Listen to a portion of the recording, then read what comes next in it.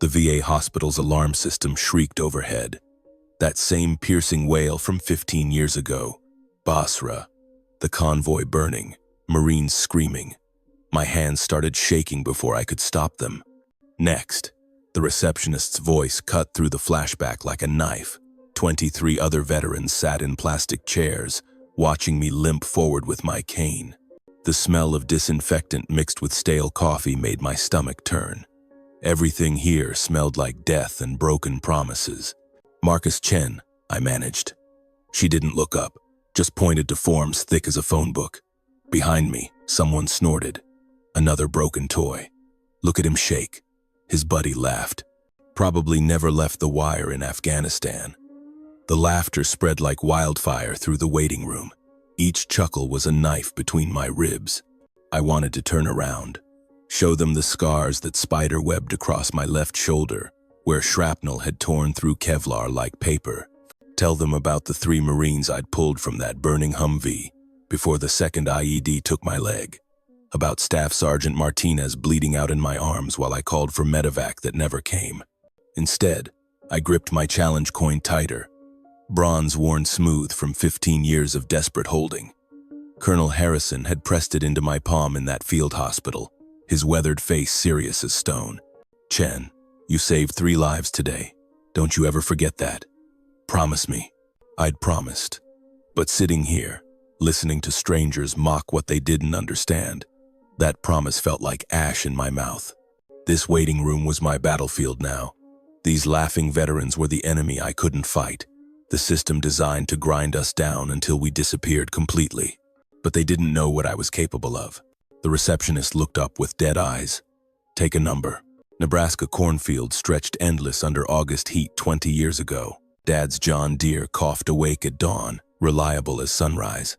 I was 17, all elbows and dreams of something bigger than our dying farm town. "Army'll give you purpose," Dad said over burned eggs and black coffee. Mom stirred her cup and worried silently. She already knew I'd made my choice. The recruiting station in Omaha felt like stepping through a portal into someone else's life. Sergeant Williams saw potential where my classmates saw a bookish farm kid who read too much Clancy. "Infantry first, son. Then we'll see about that brain of yours." Basic training at Benning tore me down to atoms, built me back harder. Drill Sergeant Rodriguez was Vietnam-carved granite who could smell weakness across a football field. "Chen, you analyze too much. Stop thinking, start reacting." But thinking was my gift. While others charged blind into problems, I learned to read battlefields like Dad reads storm clouds. This storm hit like lightning. One day I'm pulling gate duty in Georgia. Next I'm loading onto a transport bound for Saudi Arabia. The sand invaded everything. Your weapon, your food, your dreams. But God, it was beautiful. Dunes that shifted like golden water under stars brighter than anything back home. The war was fast and vicious. Our convoy hit an IED kill zone outside Basra on the 3rd of March, 1991, 0347 hours local. Grid coordinates I'll never forget. 30 degrees, 3044 N, 47 degrees, 4731 E, 3 vehicles, 12 soldiers. Martinez and Thompson were trapped in the lead Humvee when it started cooking off. I went in twice, dragging them through burning diesel while bullets cracked overhead. The 3rd trip back for our radio got me the shrapnel cocktail that ended my war. Colonel Harrison found me in the field hospital, pressed that challenge coin into my bandaged palm. 3 lives, Chen. 3 American soldiers going home to their families because of you. When the world forgets your name, you remember that. But heroes don't end up broken in VA waiting rooms. My St. Petersburg apartment reeked of instant ramen and defeat. The eviction notice lay crumpled beside my service pistol, a Beretta M9 I'd carried home from the war.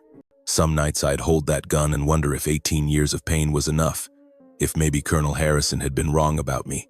Tonight was one of those nights. The barrel felt cold against my temple, smooth as my challenge coin. But something stopped me. Maybe stubbornness, maybe spite. The same thing that made me go back for that radio in Basra. I set the pistol down and opened my laptop instead. The ancient machine hummed like a dying animal, but it connected. That's all I needed. The cursor blinked in the command prompt like a patient predator waiting to hunt. I hadn't used these skills since Fort Gordon, where they'd trained me in signals intelligence. Lieutenant Parker used to call me the Ghost, could slip through enemy networks without leaving footprints. But those clearances died with my medical discharge. I was supposed to fade into civilian obscurity like morning mist. Instead, my fingers moved across keys with muscle memory 15 years couldn't erase. Morrison Industries had caught my attention during my disability appeal. The defense giant that somehow won every contract despite charging twice what competitors bid. The first search hit pay dirt immediately. Shell companies layered like Russian nesting dolls. Swiss accounts fat with Pentagon money. Payments to senators right before crucial votes. It was all there, scattered across the dark web like pieces of a shattered mirror. My challenge coin caught the screen's glow, bronze surface reflecting blue light. Colonel Harrison's voice echoed from that field hospital. When the world forgets your name, you remember that. Maybe the world hadn't forgotten. Maybe it just needed reminding what a broken soldier could accomplish when he stopped feeling sorry for himself. Time to go to war again. The truck stop outside Gainesville felt like purgatory at 3 a.m. Perfect camouflage for digital warfare. Coffee tasted like motor oil, but the Wi-Fi was clean and untraceable. Morrison's network was a fortress, but every fortress has weak points. I'd spent 6 hours mapping their digital perimeter like a sniper choosing his hide. Financial servers, communication hubs, executive email systems, 2ACE, all connected by threads most people couldn't see. My fingers danced across keys in rhythms I'd learned hunting Taliban communications in Afghan mountains. Upload malicious code, bounce signals through proxy servers, cover tracks with misdirection algorithms. The break came at 0430 local. Junior executive's laptop, infected through a phishing email that looked like a routine security update. Poor bastard probably thought he was being responsible, clicking that link. Instead, he'd opened a back door into Morrison's entire digital kingdom. Bank records flowed across my screen like a river of corruption.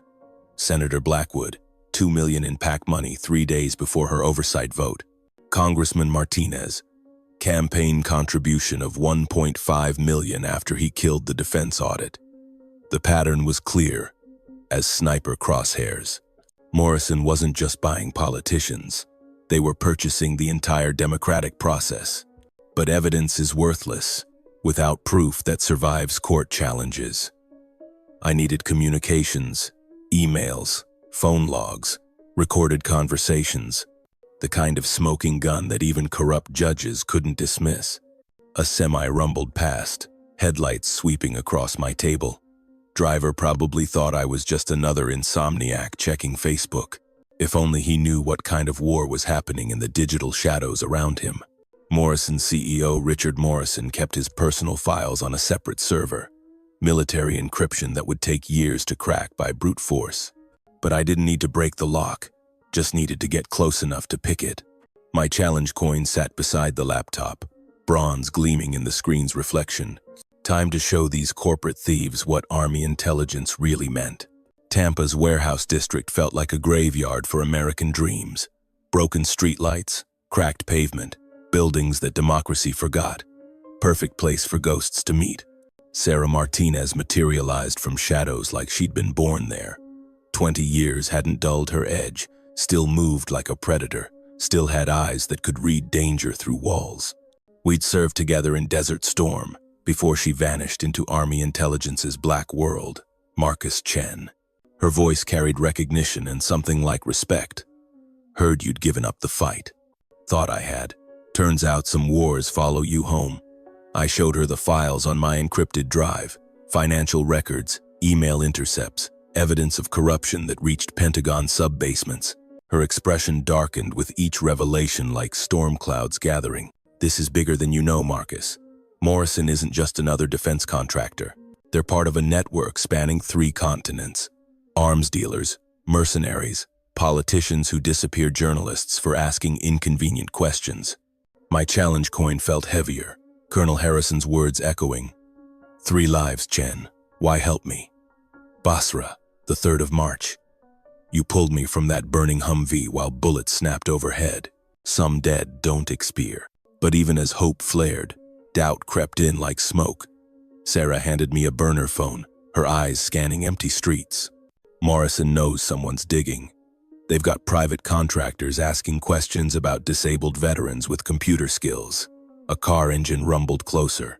We both tensed, hands moving toward concealed weapons by instinct. The sound faded, but the message was crystal clear. The hunters had become the hunted. As we separated into darkness, I caught something in Sarah's expression, a flicker of guilt, fear. Before I could analyze it, she was gone. Walking back to my truck, paranoia crawled up my spine like electricity. Morrison had resources most small countries envied. If they wanted me dead, I'd never see it coming. My challenge coin pressed against my palm, bronze worn smooth by 15 years of worry. Maybe that was exactly what they were counting on. The explosion at 2:47 a.m. shattered more than windows. It shattered the last illusion that this was just about corruption and stolen money. Mrs. Rodriguez, the sweet grandmother who always worried about my leg, lay unconscious in Tampa General with second-degree burns and smoke inhalation. I stood in the parking lot watching my life burn. Orange flames licked through what used to be my apartment, consuming 3 months of investigation along with everything else I owned. The fire marshal called it a gas leak, natural accident in an old building with faulty infrastructure. But I knew better. The timing was surgical precision, the message carved in fire. Back off or watch innocent people die for your crusade. My laptop was slag metal now, terabytes of evidence reduced to melted silicon. The encrypted drives survived in their fireproof safe, but felt useless as empty magazines. What good were financial records when Morrison fought with bombs and blood? Sarah's burner phone buzzed. They got to Judge Hendricks. Case dismissed. All charges dropped. Time to run. M. My hands shook as I read it. Not from fear, from rage that burned hotter than the flames consuming my building. They'd bought the judge. Corrupted the system so completely that justice was just another commodity for sale. Mrs. Rodriguez's breathing tube snaked down her throat like an accusation. This was my fault. My war had put an innocent woman in intensive care, fighting for her life because she'd had the misfortune of living below a stubborn veteran who couldn't leave well enough alone. I reached for my challenge coin, then stopped. For the first time in 15 years, I considered leaving it behind. Walking away from Colonel Harrison's promise, from the memory of 3 lives saved in Basra. Maybe some battles weren't meant to be won by broken soldiers with outdated laptops. The bronze felt cold in my palm, tarnished now like everything else I'd touched. Security footage would show nothing suspicious. Professional work, the kind private military contractors specialized in. Morrison had written their message in fire and innocent blood. Surrender or escalate to real warfare. Standing in that hospital parking lot, watching ambulance lights paint everything red and blue, I almost chose surrender. Almost. The USB drive arrived like salvation wrapped in Sarah's careful handwriting. No return address, just my name and a note. Morrison made one mistake. They went after the wrong veteran. This changes everything. Yes. But sitting in another hotel room, staring at that drive, paranoia crawled through my thoughts like poison. What if this was the trap? Morrison wasn't stupid. They'd know Sarah and I had history. What better way to finish me than with false evidence that would discredit everything I'd found? I held the drive up to lamplight, looking for microelectronics that might indicate surveillance hardware. Nothing obvious, but that meant nothing. Modern tracking devices were smaller than rice grains, invisible to naked eyes. For 10 minutes I sat there, drive in one hand, challenge coin in the other, weighing Colonel Harrison's promise against the possibility of walking into a death trap. The coin made the decision. 3 lives, Chen. When the world forgets your name, you remember that. The first file nearly stopped my heart. Morrison's complete client database, including contracts with Hamas, Hezbollah, and North Korean weapons programs. Evidence that would trigger international arrest warrants within hours of publication. But the second file was pure dynamite, communications between Morrison executives and their private military contractors, including explicit orders to eliminate the disabled veteran asking questions about our operations. They'd tried to kill me, put Mrs. Rodriguez in a hospital bed, thought they could just walk away like nothing happened. My hands didn't shake anymore. The rage that had consumed me crystallized into something colder, more focused. Morrison had forgotten one crucial detail about Army intelligence specialists. We're trained to turn enemy assets into weapons. The third file made my blood freeze. Morrison wasn't just selling to terrorists. They were providing classified American military technology to Chinese intelligence, using their Pentagon contracts as cover for espionage operations that had compromised national security for over a decade. I opened my laptop and began uploading everything to servers around the globe. Not just American outlets, but international networks Morrison couldn't threaten or buy. The story would break simultaneously across 4 continents, too many sources to silence. Upload progress crawled toward completion. 23%, 47%, 68%. Each percentage point felt like a step toward justice for Mrs. Rodriguez, for every veteran Morrison had betrayed. My challenge coin caught the screen's glow, bronze surface reflecting like a mirror. Staff Sergeant Marcus Chen, Signal Intelligence Specialist. Time to remind the world what happens when you try to bury the wrong soldier. CNN broke at 6 a.m. Eastern. BBC followed at 6:03. By noon, every major outlet on the planet was running headlines about Morrison Industries and the espionage scandal that reached the Pentagon's foundation. I watched from Denver, had driven 18 hours straight after uploading the files, wanting distance from the blast radius when this bomb detonated. Hotel room television showed talking heads dissecting evidence I'd bled to gather. Bank transfers, encrypted communications, recorded phone calls between Morrison executives and their political puppets. Senator Blackwood's press conference at 2 p.m. was beautiful in its desperation. Resignation to spend more time with family. Translation: her lawyers had seen the handwriting on the wall. Congressman Martinez lasted until 3:30, before health concerns forced him to quit before FBI handcuffs could. But the real victory came at 4 p.m. when the Pentagon suspended all Morrison contracts. $12 billion in defense spending frozen overnight. Stock prices dropped like helicopters with shot rotors. Richard Morrison himself appeared on CNBC, sweating through his $1,000 suit as reporters hammered him with questions about terrorist funding. "These allegations are fabricated," he stammered, but his voice cracked on fabricated. "My company operates within all legal." The anchor interrupted. "Mr. Morrison, we have recordings of you authorizing technology transfers to Chinese intelligence. Your response?" His face went white as bone. Interview ended. My phone buzzed.